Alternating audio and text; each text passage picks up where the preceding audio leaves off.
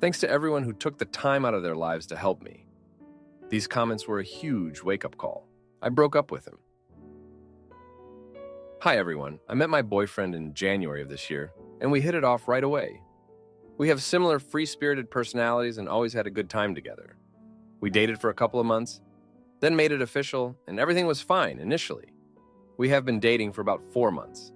For context, I've been single for about 3.5 years after a 9-year relationship breakup.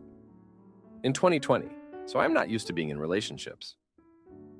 So I guess I'm second-guessing myself and wondering if my intuition is telling me something or if I'm too idealistic and am not understanding the fact that he is a human and imperfect like me.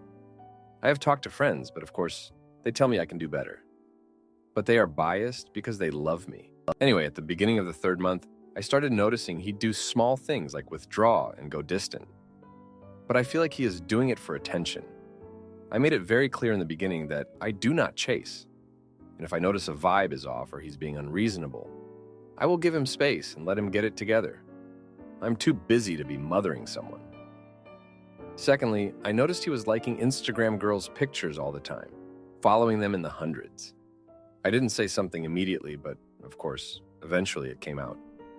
The third thing that happened was he lost his job recently and went broke.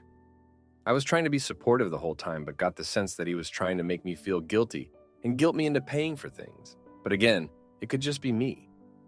Finally, a couple of weeks ago, he pulled the whole pull-away thing again and was like, I'm too stressed right now. I can't be bothered with anyone. I'm done. Again, felt like he wanted me to chase him. I simply said, okay, best of luck to you, and let him do his thing. Heartless, maybe, but I do not want to be with someone who doesn't want to be with me. So I said, yeah, best to end it then. He spent the subsequent next week saying he made a mistake and loves me. When I said we need to take a timeout because it's too much drama, he proceeded to say something along the lines of, when we were out together a couple of times, people have commented how we don't match, but I never cared about that. I love you. Basically saying he's better looking than me. Not true. We're both good-looking people, and people comment on it. But he doesn't care, because he cares about what's on the inside. Okay, lol. I was so hurt and like, who the hell says that, and told him we're done. Fast forward a week, he found me at our usual spot, went out with my friends, says he wants to fight for us, and I took him back. We talked about the looks comment, the Instagram girls, and the distant thing. He promised to unfollow them, 500 plus, which he did, not go distant again, and insisted he was upset, and that's why he insinuated essentially that I'm ugly. And why would he be with me if he thought that? He also expressed how much he loves me, sees a future with me, and to give him one more chance, and if I mess up again, you can go. Also said that he could never fault me for how I treated him. Said, I've always been a good partner. Since then, things have been fine. Better than ever, but I feel like I lost a lot of feelings for him with all of this. I do care about him, but feel like the man I'd want to marry wouldn't have these qualities. I guess my question is, are these massive red flags that my intuition is picking up on? And am I in butt for not being able to move past the ugly comment? Am I overreacting? I guess I just don't trust myself anymore, as sad as it sounds. Now, for a few comments before the update. Comment 1. These are not small red flags. They are pretty big ones. And I think on some level you know that. There is a reason they are eating away at you, and a reason you made this post. Trust your gut. This guy is not a good guy. He has corn brain rot and thinks he can do better than you. I guarantee he only came back because he was swiftly reminded that he is nothing special. I guarantee this is not the last time shoot like this happens. Also, the I want to fight for us line is such BS. People only break it out when they know they have done terrible shoot. And so they act like the relationship is this external entity you both need to protect. That is not how healthy relationships work. Comment 2. I have a theory that anyone can put on a good front for about 3-4 months. But then whatever issues or problem behaviors they have are usually revealed. You said this began after 3 months. So, that is who he truly is. Not the guy you met at first that felt compatible. Sometimes we stay longer because there was a nice honeymoon period, and it feels like if you could change or work through 1 or 2 small issues, everything would be great again. But he is 30. He does not know how to communicate his emotional needs without resorting to manipulation, and over time has resorted to negging. Your friends are probably correct that you could do better. Now for the update. Thanks to everyone who took the time out of their lives to help me. These comments were a huge wake-up call. I broke up with him. Hi, everyone. So after I broke up with him, I thought that would be the end of it. But, of course, life had other plans.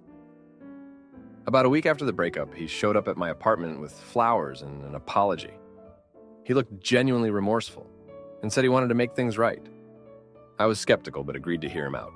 He promised he had changed and wanted to prove it to me. Against my better judgment, I decided to give him another chance. For the first month, things were actually pretty good. He was attentive, caring, and seemed to be making an effort to rebuild my trust. He even got a new job, which seemed to boost his confidence and mood. We started spending more time together, and it felt like we were getting back on track. But then, little things started to creep back in. One evening we were out with friends, and I noticed he was back to his old habit of liking Instagram pictures of random girls. I confronted him about it, and he brushed it off, saying it was harmless and that I was overreacting. This led to a huge argument, and he stormed out of the bar. I felt humiliated and confused. Why was he doing this again? A few days later, he apologized and said he was just stressed from work. He promised to stop and even deleted his Instagram account to prove his commitment. I wanted to believe him, but a part of me couldn't shake the feeling that something was off. Then, about 2 months in, I found out he had been texting his ex-girlfriend. I saw the messages on his phone when he left it on the table while he went to the bathroom. They weren't overtly flirty, but they were definitely more than just friendly. When I confronted him, he got defensive and accused me of invading his privacy. He said they were just catching up and that I was being paranoid. This was the breaking point for me. I realized I couldn't keep making excuses for his behavior. I told him we needed to take a break and figure things out. He was furious and accused me of giving up on him. He left, and I didn't hear from him for a week. During that time, I did a lot of soul searching. I talked to my friends and family, and they all agreed that I deserved better. I started to see that I had been ignoring my own needs and feelings to try and make the relationship work. I decided it was time to move on for good. But then, something unexpected happened. I found out I was pregnant. I was shocked and didn't know what to do. I knew I had to tell him, but I was terrified of how he would react. When I finally mustered up the courage to tell him, he was surprisingly supportive. He said he wanted to be there for me and the baby, and that he was willing to do whatever it took to make things work. We decided to try and co-parent, but not get back together romantically. For the next month, we focused on preparing for the baby and trying to build a healthy co-parenting relationship. It was challenging, but we were making progress. He was more involved and seemed genuinely excited about becoming a father. However, just when I thought things were starting to stabilize, I found out he had been seeing someone else.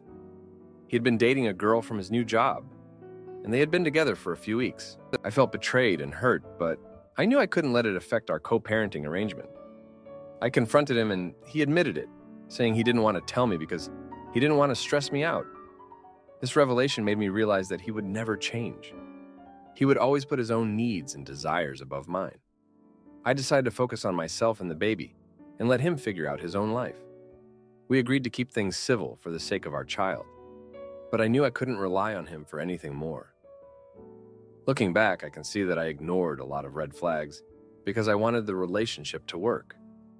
I wanted to believe he could change, but the truth is, he never really did. I learned a lot about myself through this experience, and I know now that I deserve someone who respects and values me.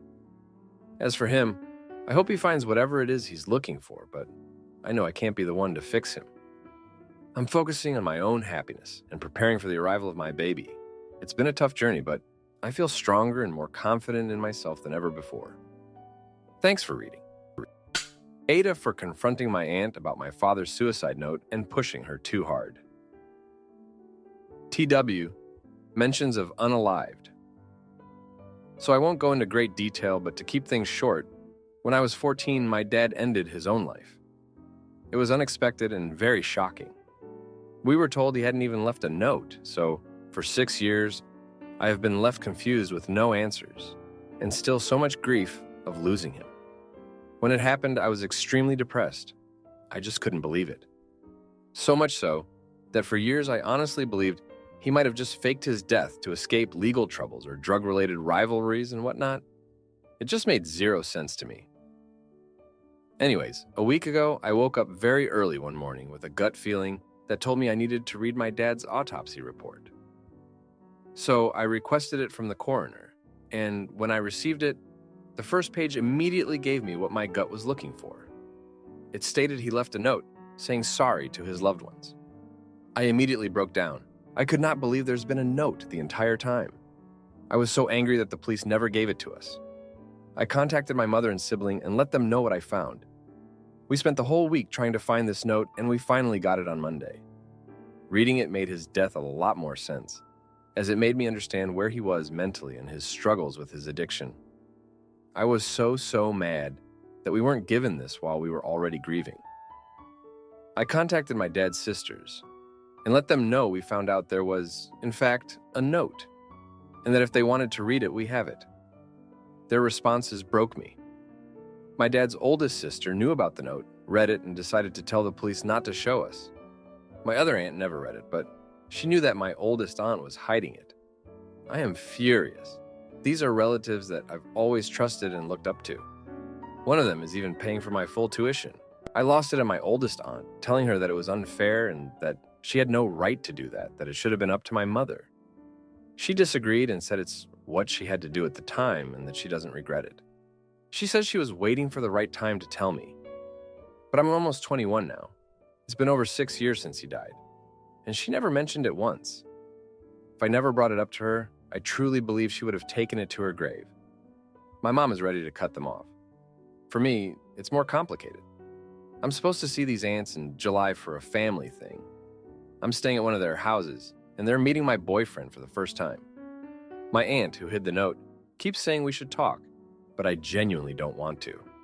I know I will just get mad at her and she will not understand my point of view. But again, I feel that I have to become civil with her before this summer's family event. I don't mean forgive her, though. I don't know if I can yet. Or if I can, it won't be for a long time. How can I repair my relationship with my aunt? Is it even worth it to repair it? How can I make her understand that she was very wrong to keep this huge secret? To add, my 20 female aunt, 63 female, kept my dad's unalive note hidden from me, my mom and sister. We were left confused for 6+ years after his death because it didn't make sense, and there was no note. I only just found out about the note, and that my aunt kept this horrible secret. How can I go about repairing our relationship? Is it even salvageable? Now for a few comments before the update. Comment 1. That, to me, is a deep betrayal, especially to keep it from your mother, who should have been the one to decide how to proceed with informing you. I'm sure she was aware of your despair and confusion, but never planned to share the note. She is likely 100% convinced that her decision was correct and will never be able to empathize with you. I would take space and remain very low contact with both, until I felt that I could hear them out without losing it. Comment 2. If it were me, they would both be dead to me. You will never get those 6 years of your adolescence back. Your most formative years spent in anguish. Not only that, but it was your dad's dying wish to communicate that message to you. She superseded his desire. She had no right. That is totally unforgivable. I would scorch the whole earth in fury. Now, for the update. Hey everyone, thanks for reading. So, after the whole ordeal with my aunt hiding my dad's unalived note, things have been pretty tense.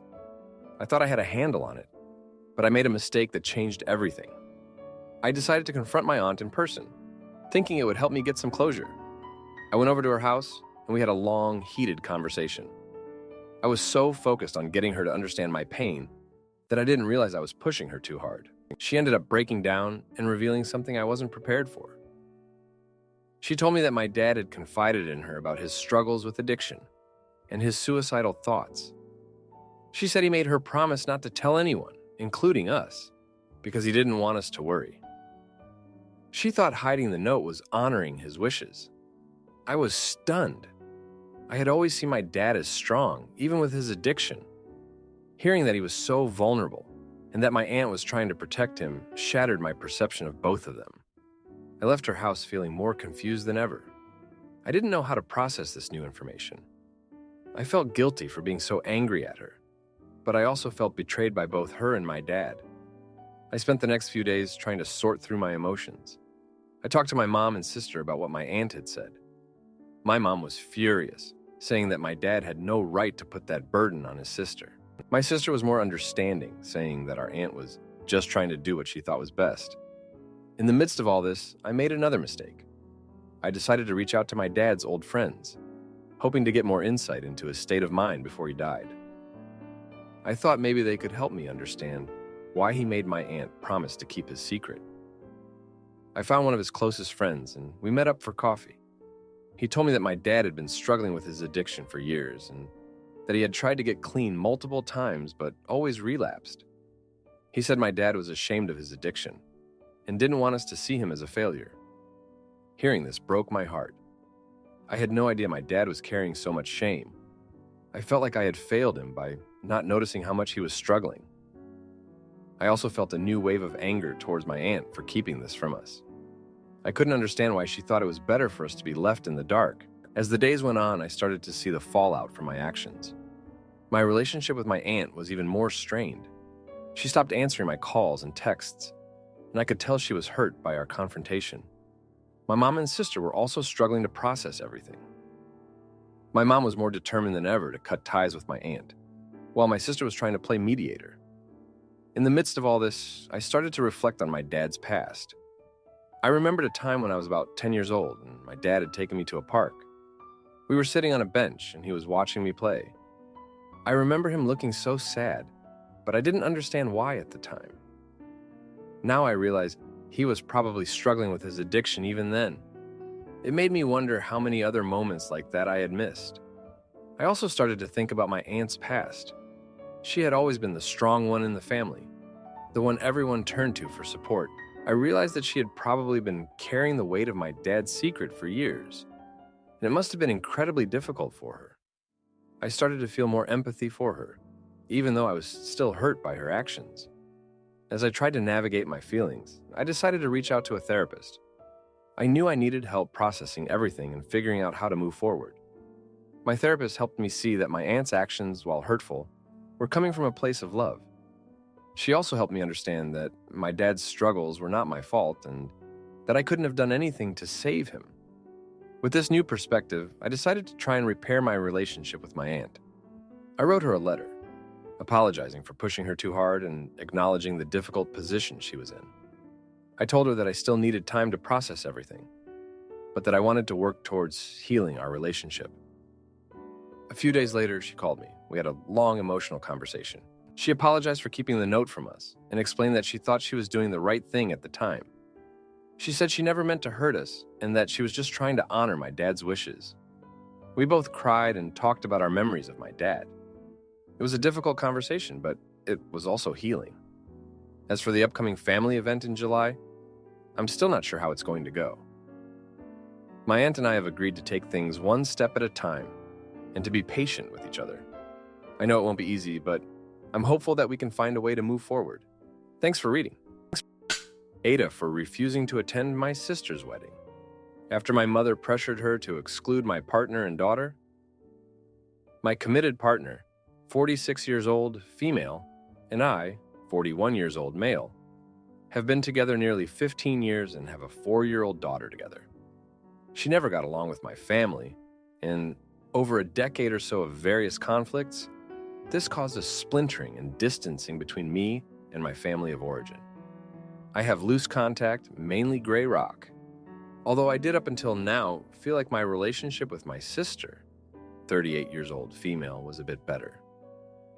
I have been talking to my sister and was aware of her wedding coming up. She expressed in person how she would love my partner and daughter to be at the wedding, but left it open at that time. During a call with my parents, 69 years old, female 73 years old male, who have not met my daughter months ago, they made a comment that we should meet up sooner than the wedding as it wouldn't be appropriate for the first time they meet their granddaughter at the wedding. That meetup obviously didn't happen. My mom is a narcissist. I am the scapegoat, and my sister the golden child. As an aside, my parents initially disapproved of her choice of partner as well, and before their engagement, actually called his ex-wife without the knowledge of my sister to get her side of the story.